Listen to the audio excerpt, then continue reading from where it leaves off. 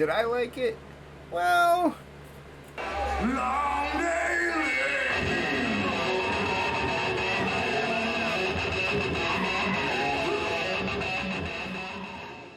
hey, welcome everybody. Jason Bascom, Unhinged Entertainment. Sorry, my fan is on. A little warm. The door closed, so the noises don't happen.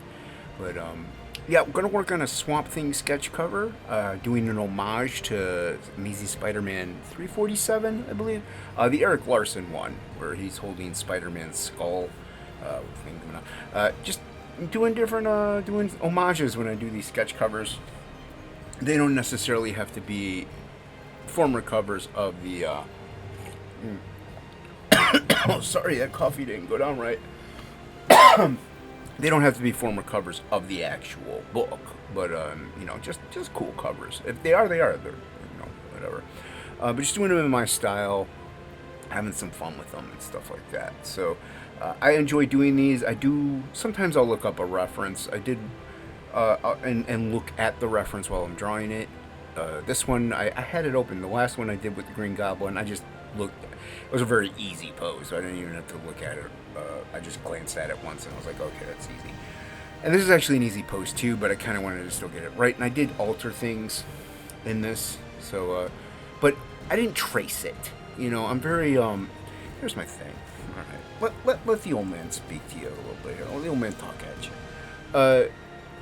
Everyone knows. I mean, a lot of people know anyway. I'm legally blind, retinitis pigmentosa, degenerative eye disease. Can't see that well. Anyway, all right, we got that out of the way. I still do what I do. I still draw to them. I use tools to my advantage, such as like a magnifying glass or my camera to zoom in if I need tighter details, or even Photoshop to zoom in, and like I draw comics that way. I'll draw the head and the eyes and zoom in tighter so I get, because sometimes I want those to be precise. Absolute One Stormy Night was fully traditional because I wanted that grittier, looser style. I was going for something specific with that, but and I like to experiment and do things like that. But I still do the thing. It's tough, and it can be depressing sometimes because I can't do even what I used to do about, I would say 4 or 5 years ago. Like even with this Swamp Thing, there's little vines that I put in, and I put little like lines between the lines so they connect, kind of like a railroad track. I can't see that anymore. I used to be able to see that just fine, so I'm guessing a lot of the times when I'm doing those.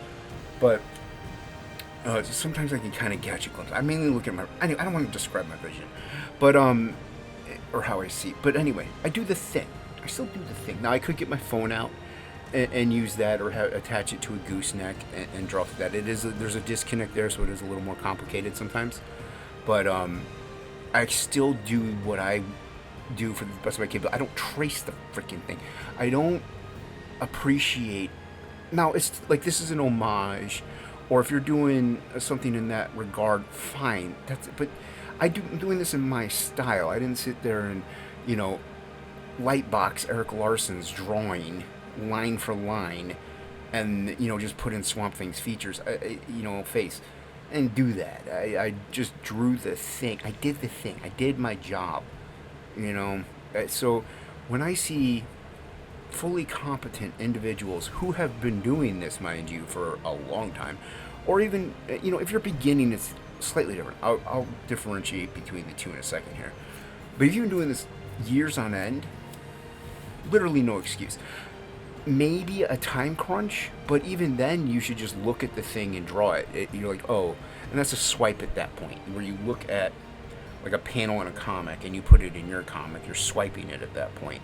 And that's still not right, but if you're working in professional comics, you have a deadline. You have to do like a page a day every now and then. And comics have been doing that forever. I don't know about forever, but they've been doing it a very, very insanely long time.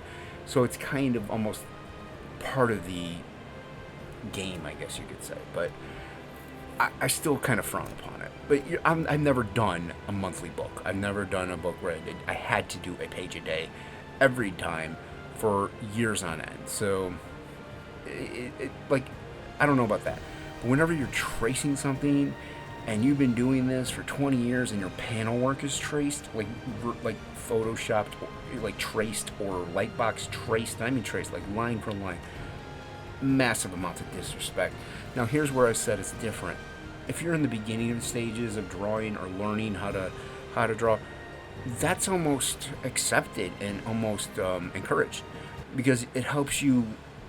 In a way, it's encouraged. It helps you learn some basis of the basics and some basis of how to character construction, anatomy, form, and if you're tracing comics, or even if you're tracing over a figure drawing book or something like that, you're learning, you're building your skill set, And I do encourage people, look at something when you're drawing, go through, the how to draw books, whether it's Hogarth or whoever. I don't. Some people think Hogarth isn't good. I don't know. I like Hogarth, but or how to draw comics the Marvel way, or dynamic, drapery. Look at those things too. Learn to draw from life if you're learning, and also trace. Like I traced the turtles when I was 10. So that's how I initially saw the turtles trading cards. I would look at those and I would draw them, because we didn't have computers. Believe it or not, kids. If you're listening to this and you're, born within this century, you wouldn't understand it. But anybody middle-aged and older pretty much knows. You didn't have this kind of thing. You had light boxes at most. That was what you had. You didn't have Photoshop. You didn't have computers. You didn't have all these things that you could enhance things. You did maybe through a Xerox machine. That's probably about it. But yeah, it's different when you're learning to trace something. But when you've been doing this I don't look at homage. This is an homage cover, and also when you do an homage, make sure you put in after the artist. I'm sorry, an homage is not a full-on trace. I can't count.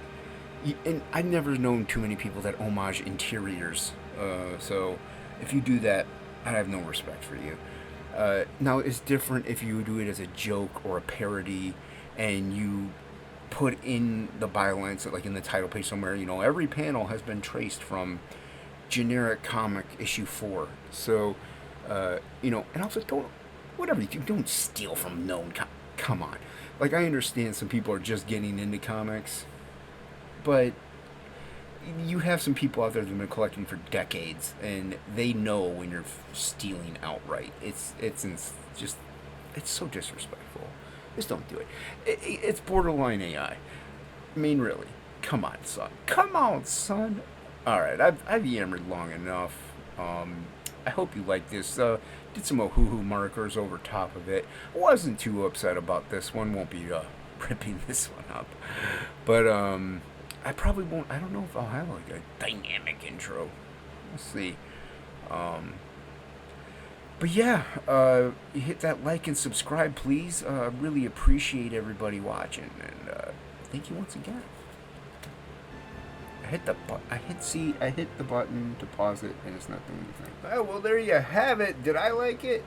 Well, nah, I'm just kidding. I liked it. I thought it turned out pretty dope. It'll be first. I'll have that up on my website. It's in the description below. It's my Big Cartel. You can buy things there. Absolute One Storm United is there. But Frog G is currently on Indiegogo. The link for that down there is in the description. Back at today, it is going to get in fulfillment starting Monday. Today, that's today of this video anyway. Whether or not you're watching this video though in 2050, if you are, cool. If we're even here anymore, if we're not AI robots. But yeah, back it. It'll be there for a bit, but you can back it now. That'll get starting to get shipped out. Like I said, go to my Big Cartel. BascomJason.com. Link for that is down in the description. Just BascomJason.com as well. Thank you everybody once again for watching. Really appreciate everybody, and once again, have a great one.